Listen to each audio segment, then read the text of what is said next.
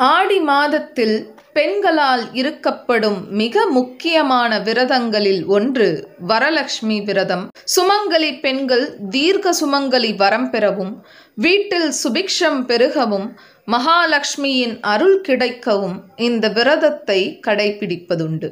அதே சமயம் திருமணமாகாத கன்னி பெண்கள் மஞ்சள் நூலினை நோன்பு கயிறாக கைகளிலும் கழுத்திலும் கட்டிக்கொண்டு விரதம் இருப்பார்கள்.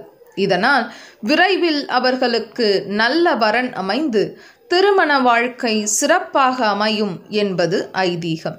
மகாலட்சுமியின் அருளை பெற விரும்பும் யாராக இருந்தாலும் வரலட்சுமி விரதத்தை இருக்கலாம். இந்த நாளில் மகாலட்சுமியின் எந்த வடிவத்தையும் வழிபடலாம். அம்பிகைக்குரிய மந்திரங்களை போற்றிகளை பாடி மகாலட்சுமியின் மனம் மகிழும்படி பூஜை செய்து வழிபட வேண்டும். வரலட்சுமி விரதம் இருக்கும் வழக்கம் எப்படி வந்தது? இந்த விரதத்தின் உண்மையான நோக்கம் என்ன என்பதை இங்கு தெரிந்து கொள்ளலாம். வரலட்சுமி விரதத்தின் வழிபாடு. ஆண்டுதோறும் இருக்கப்படும் பலவிதமான விரதங்களில் ஒன்று வரலட்சுமி விரதம். பொதுவாக வரலட்சுமி விரதம் என்பது ஆடி மாதத்தில்தான் வரும். ஆனால் ஒரு சில ஆண்டுகளில் ஆடி மாதத்தில் 2 அமாவாசைகள் வரும்போது இது தள்ளிப்போய் ஆவணி மாதத்தில் வரும். ஆடி மாதம் அம்பிகையின் அருளை பெறுவதற்காக மாதம் முழுவதும் விரதம் இருப்பது வழக்கம். அதே போல மகாலட்சுமியின் அருளை பரிபூரணமாக பெறுவதற்கு இருக்கப்படும் விரதமே வரலட்சுமி நோன்பு. இந்த ஆண்டு வரலட்சுமி விரதம் ஆடி மாதத்தின் நிறைவு நாளும் ஆடி மாத கடைசி வெள்ளிக்கிழமையும் ஆன ஆகஸ்ட் 16ஆம் தேதி வருகிறது.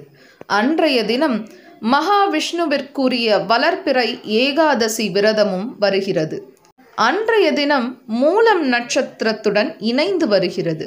மூல நட்சத்திரம் என்பது அன்னை சரஸ்வதி தேவிக்குரிய நட்சத்திரமாகும். அதனால் இந்த ஆண்டு ஆடி கடைசி வெள்ளியில் விரதம் இருந்து வழிபட்டால் 3 தேவியர்களை வழிபட்ட பலனும் அவர்களின் அருளும் கிடைக்கும். வரலட்சுமி விரதம் கடைபிடிக்க என்ன காரணம்? வரலட்சுமி விரதம் இருப்பதற்கு பலவிதமான புராண கதைகள் சொல்லப்படுகிறது. பெரும் செல்வத்திற்கு சொந்தக்காரியாகவும் சௌராஷ்டிர குல மகாராணியாகவும் இருக்கக்கூடியவள் சுசிந்திரா. எவ்வளவுதான் செல்வம் இருந்தாலும் அவர்களிடம் கொஞ்சமாவது தர்ம சிந்தனை இருக்க வேண்டும்.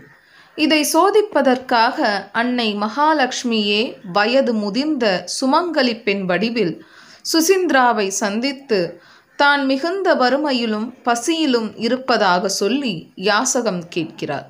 ஆனால் சுசிந்திராவோ அந்த பெண்ணின் தோற்றத்தை பார்த்து யாசகம் வழங்க மறுத்து விடுகிறார். அதோடு மகாலட்சுமியையும் அவமதித்து விடுகிறார். இதனால் மனவேதனையுடன் அங்கிருந்து சென்ற மகாலட்சுமியை கண்ட சுசிந்திராவின் மகள் சாருமதி நடந்த விவரங்களை கேட்டறிந்து தன்னுடைய தாய் செய்த தவறுக்காக தான் மன்னிப்பு கேட்டு அந்த பெண்ணை உபசரிக்கிறார். இதனால் மனம் மகிழ்ந்த மகாலட்சுமி வரலட்சுமி விரதம் இருக்கும் முறையை அவளுக்கு கற்றுத்தருகிறார்.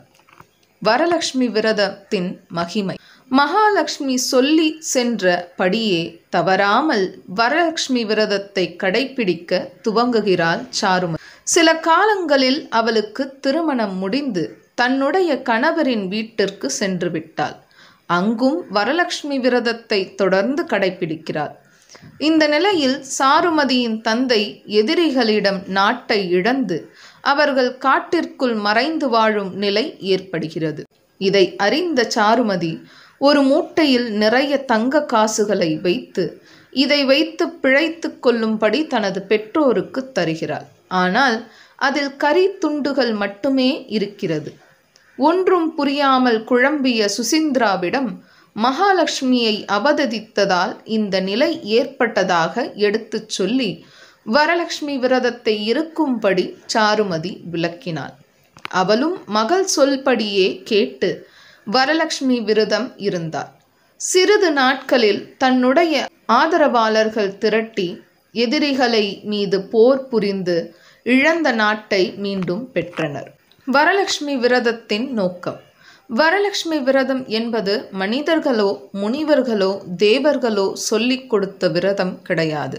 இது மகாலட்சுமி தேவியே கற்றுக் கொடுத்த விரதம் ஆகும். ஒரு மனிதனுக்கு அடிப்படை தேவையான உணவு, உடை, இருப்பிடம் ஆகியவை நிறைவாக கிடைத்தால் அவர்களுக்கு மகாலட்சுமியின் அனுகிரகம் உள்ளது என்று அர்த்தம்.